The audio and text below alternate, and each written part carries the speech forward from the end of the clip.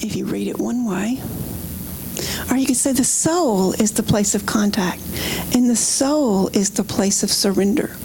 So I went to bed pondering, what did he mean? Just what did he mean? Because I still am not totally there, because I could, being a true Libra, I could argue either way. The other thing under this heading that he said is that we don't think ourselves into a new way of living. We live ourselves into a new way of thinking.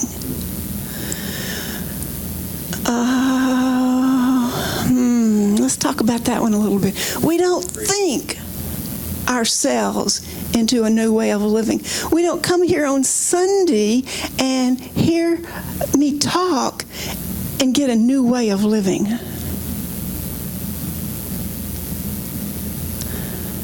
What we do is we go out, and in our livingness, we make changes, and we consider what we're doing. We consider our options.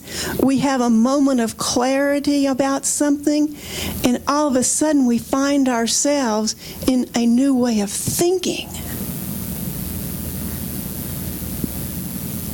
The example he used was, a ruthless businessman who has lots of ambition and is working to achieve, and many times they end the ruthless ambition, whether it's a businessman or a businesswoman or a person, that leads to eventually to failure and emptiness. And at that point, there is a point of conversion. The conversion comes, and the person has a new way of thinking. They have a way of realizing, what I've been striving for, striving to make money, striving for this and for that, is not what's important. And the author asks, is ambition good or evil?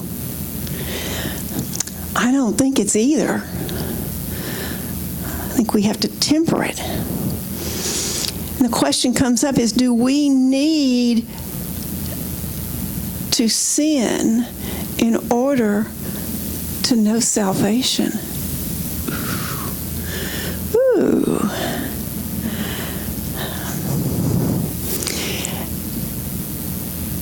And I don't think that's an encouragement for us to set out to sin. But I suspect that it's in our missing the mark, because that's what we believe sinning is missing the mark. Whenever we don't behave in the way that we think is the best way to behave, and we miss that mark, we have an aha moment.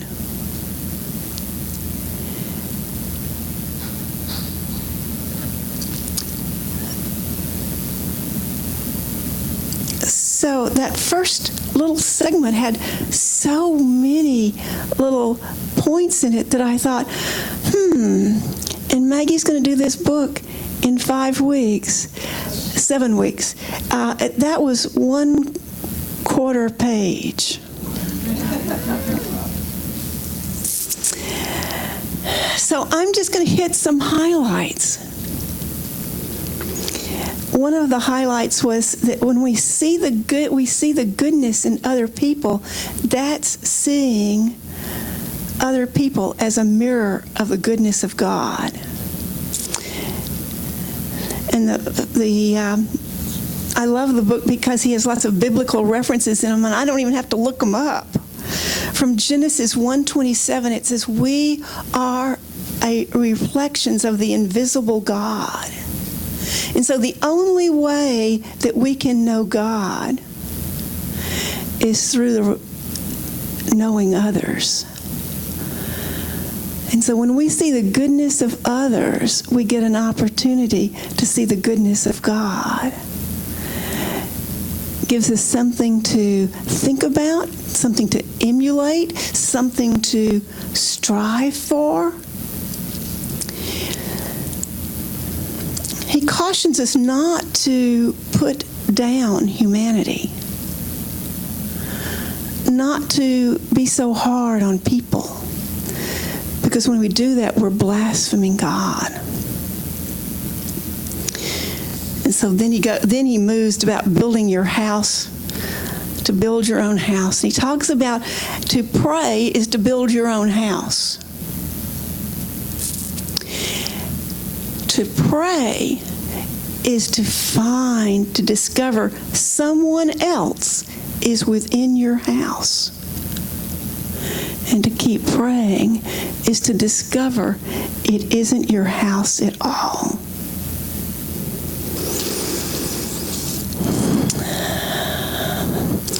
I read this before I was having appetizers at a restaurant. At a restaurant that had many televisions around with sports scenes on it. And the conversation came up about the football players who are not standing and putting their hand over their heart for the national anthem. Now, I had just read this.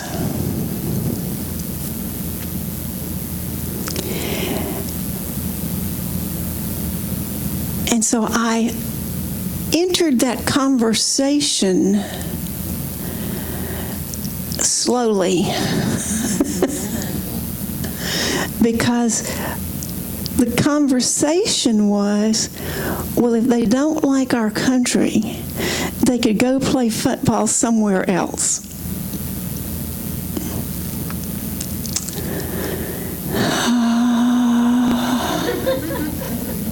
And I'm remembering what I just read, that those who pray from the heart actually live in a different and ultimately dangerous world. That had been running through my mind. A world that makes the physical world seem anemic, illusory, and relative. And the word real takes on a new meaning. And we find ourselves judging with new scales, new weights, new standards. And the author goes on to say that the house builders have loyalties that lie in different directions. Different kinds of citizens. That the state cannot so easily depend upon their salute. Now, this is what I've just read before this conversation. He talks about the politics of prayer. And he says, truly spiritual people are always a threat to politicians. Ooh. They want us to give them our allegiance. And we can no longer give it because our house is too big. Now, that's what I had read. That's what I was pondering before I went to have hors d'oeuvres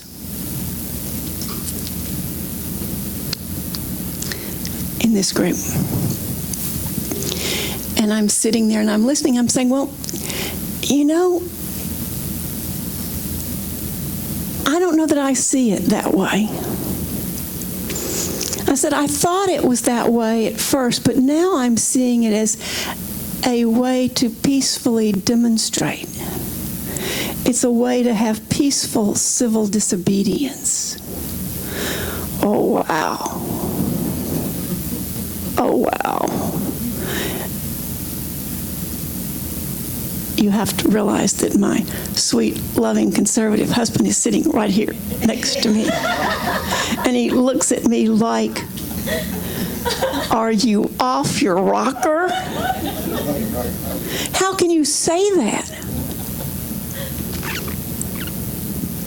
And the person over here is not saying much, and the person over there is saying they should just move.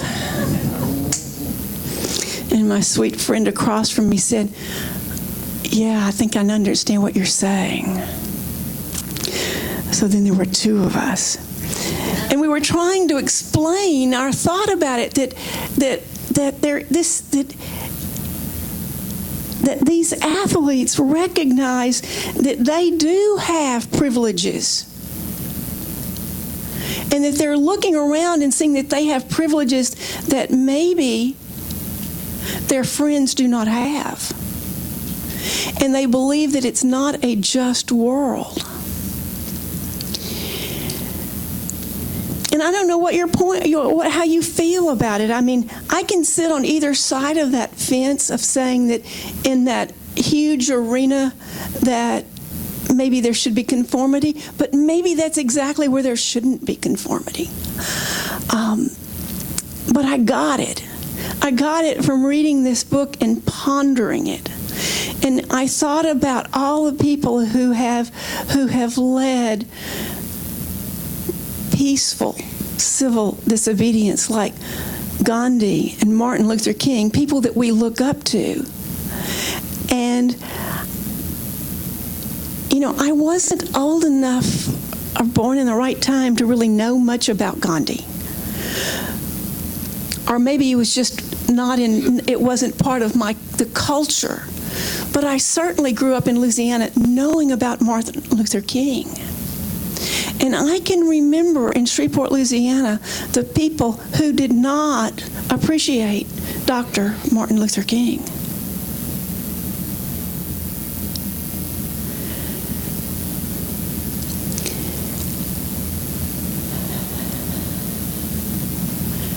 Politics of prayer. Can we pray and get such a knowledge of God and the presence of God in our lives that we know that we're it? That we're God here on this planet? Can we get it so clearly that our house includes everyone we meet? Without judgments and labels and things to say.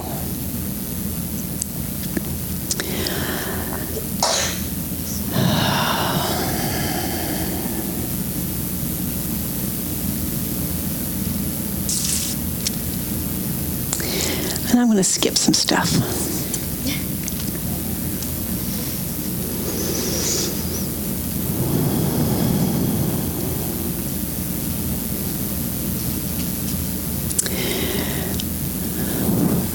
So I was looking for stories, because we learn through stories, we hear through stories. And why is that? It's because our mind really, for most of us, words just kind of go through the ethers. But if I tell you a story, or I tell you something that you relate to, it has an impact. And so as I was reading about looking for things, I came across this story where a master asked his students, what is the most important religious question you could ask? And the students said, well, does God exist? No. Who is God? What is God? Where is God? What is the path to God? Is there life after death? And the master said, no. He believed that the most important question for us to ask is, who am I? Till we get to that place of knowing who I am. And the students were somewhat puzzled, and then they heard their teacher talking to a preacher from another denomination, and the preacher said that when you die, your soul goes to heaven. and that your body goes to the grave. And the teacher said, I understand that you believe that your soul goes to heaven and your body will be in the grave. But my question for you is, where will you be?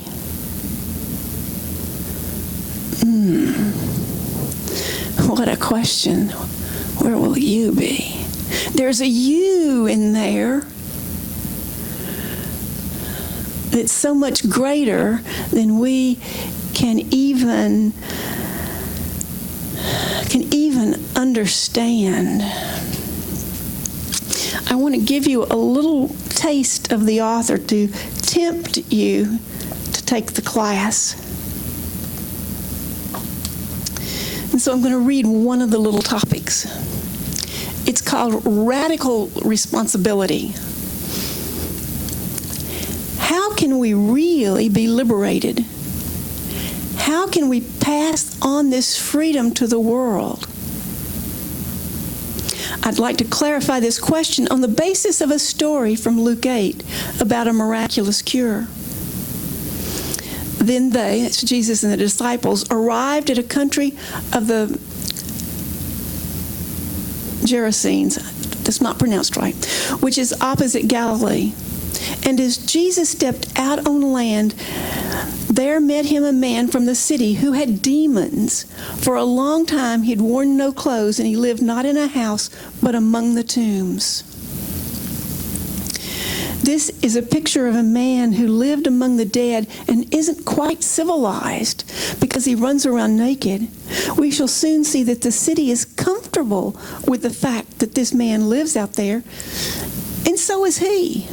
Because when Jesus comes to him, we are told, when he saw Jesus, he cried out and fell down before him and said in a loud voice, "What have you to do with me, Jesus, Son of the Most High God?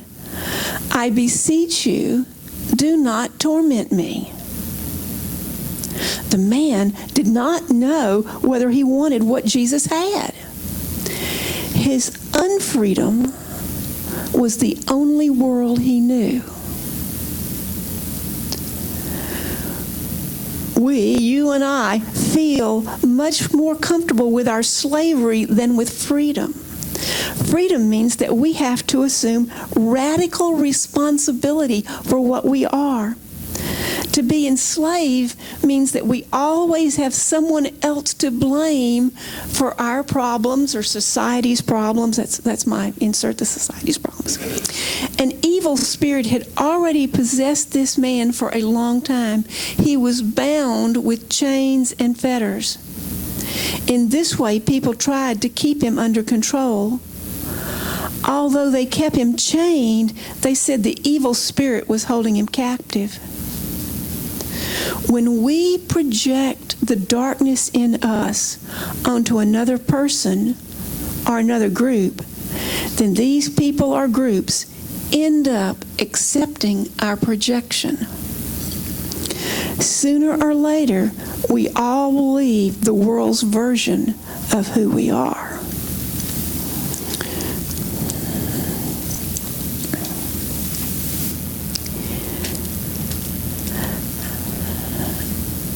The book is very subtle,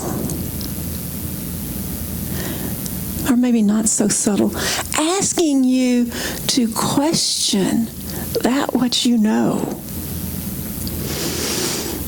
It's like a Zen master said that what we know is like a frog that's in a hole and it looks up and it sees a little piece of sky. And he thinks that that's all there is. And if you take him out of the hole, he sees this wide expanse of all there is. This book is asking us to get out of our hole, to see a wider expanse, to awaken. Now, if you're so bold, how many of you have had some sort of a spiritual experience? Yeah. Now, you can't see what I see, but most of us have had some kind of spiritual experience, which is why I assume that you're here. And so what I want to say is that we need to hang on to the knowing of our spiritual experience. And this life is not about trying to have more spiritual experiences. This life is about taking what we learned in our spiritual experience and recognize that it's calling for us to do more, to be more, to grow, to come to an expanded awareness.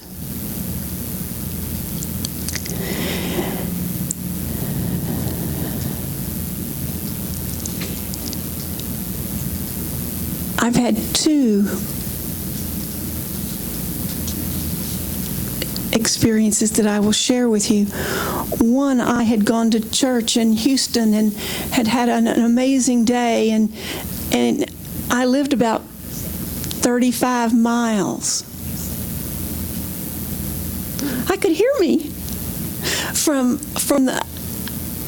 the church in Houston, but the morning was so profound that I went back in the evening. And so I was moved to do that. And the speaker that day was Judah Scutch, who was the person who published the Course in Miracles. And I went back that night to hear her again. And when I was driving home, there was this voice in my car, or in my head, or in my heart, that said, I am love and I am loving. And it was so clearly not my voice.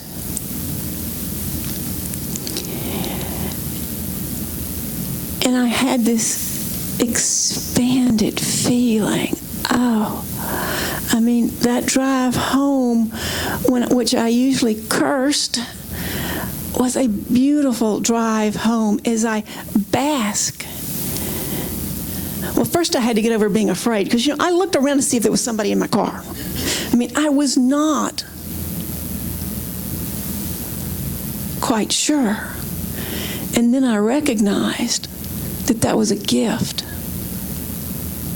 And I had that expanded feeling.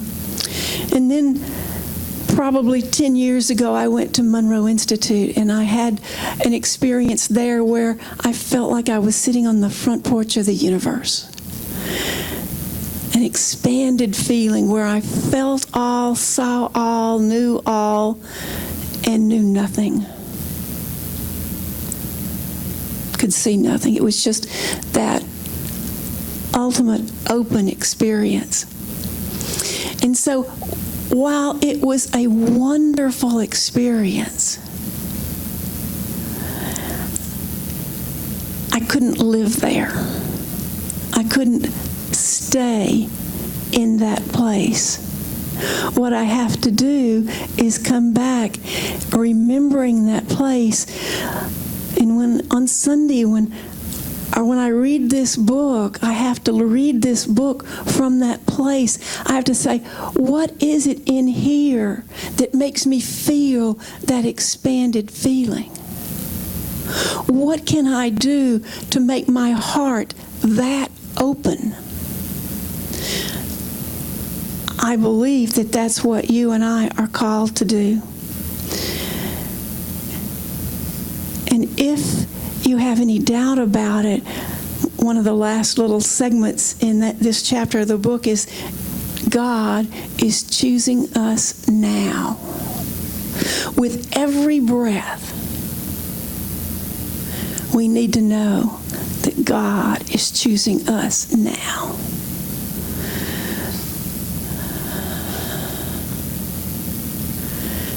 God is here in every breath.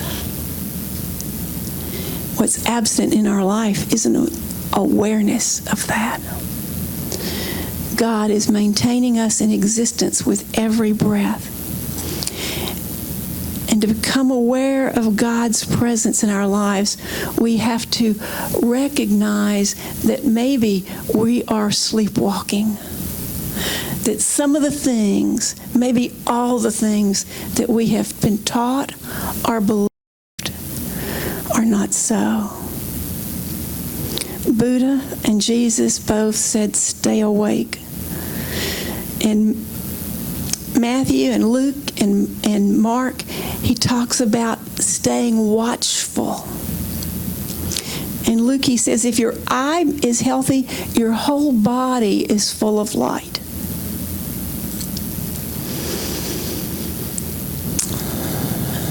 And so what I want to say is it's not telling us to go out and do anything. It's telling us to open our eyes and see differently. That our lives will be different when we see differently.